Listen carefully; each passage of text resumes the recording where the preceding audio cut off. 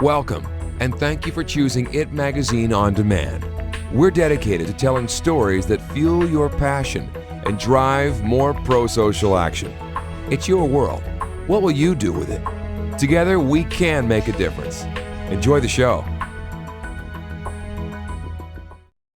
IT Magazine acknowledges and appreciates the generous contributions of our sponsors. Over the years, I've had 11 broken bones. The day I fell off the mountainside, I had all of my bottom teeth kicked out.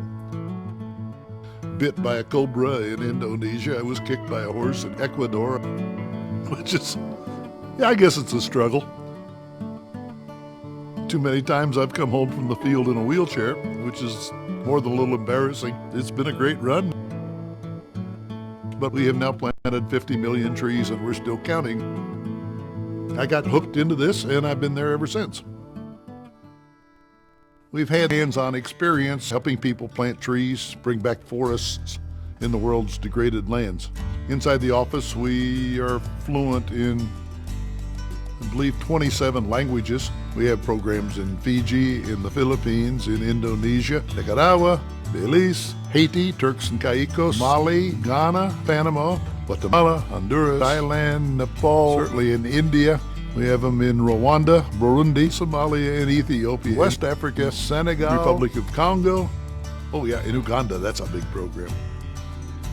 We have 300,000 farmers, 300,000 families in southern Ethiopia that see that there's a big need to plant trees. Multiply that by 100 trees per family maybe, and think what you've got. Just about everywhere we are, they're moving faster than we can comprehend or keep up with. The world loses approximately 100,000 acres of its forests every day. Streams are drying up, the soils are depleting, and there's no fertilizer of any sort. Even the weather in these places is changing. Right now there are over 1 billion people in the world who simply can't meet their daily nutrition standards. There's no reason for this. We have an idea called the forest garden, which is not a forest, it's not a garden, but we think it combines the best attributes of both. It produces a great amount of product sustainably on a very small piece of land. It is sending millions of roots down into the ground, which are guiding water back into underground aquifers. You have a return of diversity, you have cooled the land, cleared the air a bit, and improved the quality of life. And all of this is sustainable just by planting some seeds. 11 miles from downtown Manila, there were mountainous areas there in the Sierra Madre Mountains. They had been deforested about 105 years earlier, and tree cover never came back in. The land was covered with a very harsh grass, which most people call kogan, and it didn't allow anything else to grow. We found 3 species of trees that we thought we could successfully plant in these very harsh conditions, and so we did. But as we did our forest inventory, we found that within this thing there are now 41 species planted. We planted 3. 38 species came back, and we're wondering how. We thought wild pigs are coming back in, and I have to admit that wild pigs are better tree planters than I am. They're forever rooting and pooping, and things happen.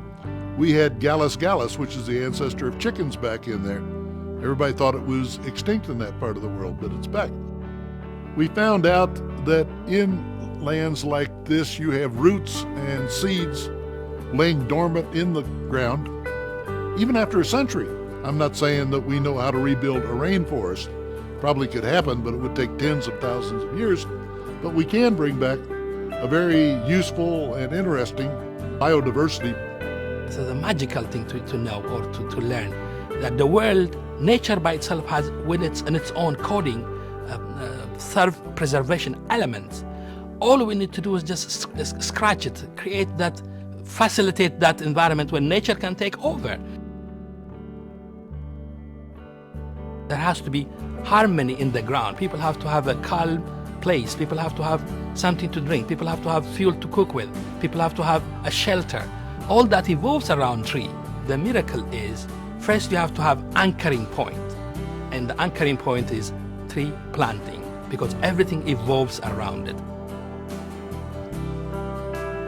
2 years ago, Wangari Maathai, who we had worked with in the early days of her Women's Green Revolution program, was honored with the Nobel Peace Prize for her work in planting 30 million trees in Kenya. Wangari won that prize deservedly because she pointed out that all of these wars that are breaking out all over Africa and all over much of the rest of the world, if you get right down to it, they're all wars fighting over the natural resources.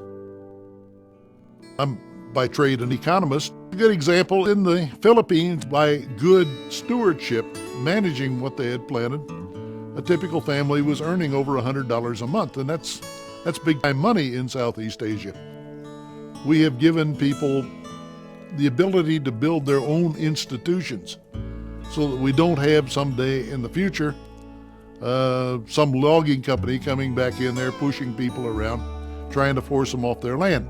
Because now they have some going businesses, they have some pride in what they're doing, and a lot of confidence in themselves, and this makes the village life continue. In West Africa, people are now planting a tree that had little to recommend it in the past, except that it produces a lot of fruit. This fruit has a seed which contains high amounts of oil, which is easily converted into diesel fuel. In Haiti, we've been talking the same thing. Just think of this. Here are the most marginalized people on earth who suddenly have the capability, with nothing but their bare hands, to produce the world's most desired commodity.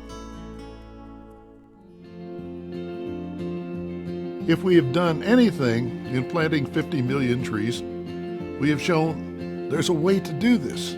One tree we plant quite often is called moringa. If it's planted in January, by December of next year, this tree will be more than 20 feet high, and it sustainably produces a large amount of leaves, and they contain about 26% protein. The basic technology we introduce is simple. People start taking hope, and that takes the biggest pressure off the land, which is the pressure of human desperation.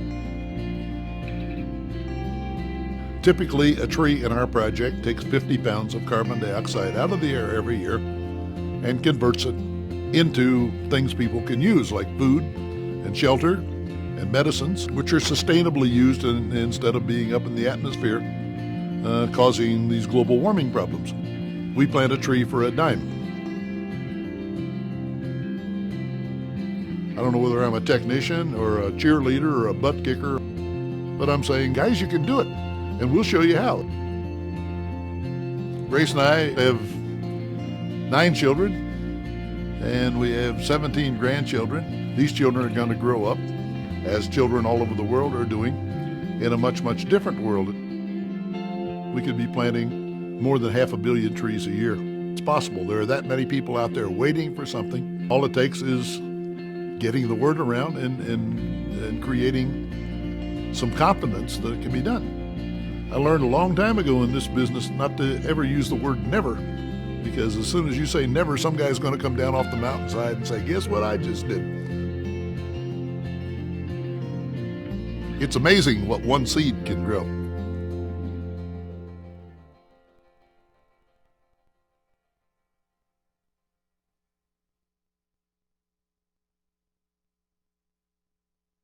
These IT Magazine stories are made possible by contributions from viewers like you. If you'd like to help these changemakers or others like them, join us at itmagazine.net. Thank you for choosing IT Magazine. Check out more stories in our Organization Spotlight and Heroes and Innovators sections. You'll find out new ways charities, social entrepreneurs, and innovations are making a difference today. It's your world. What will you do with it? Join us at itmagazine.net and fuel your passion.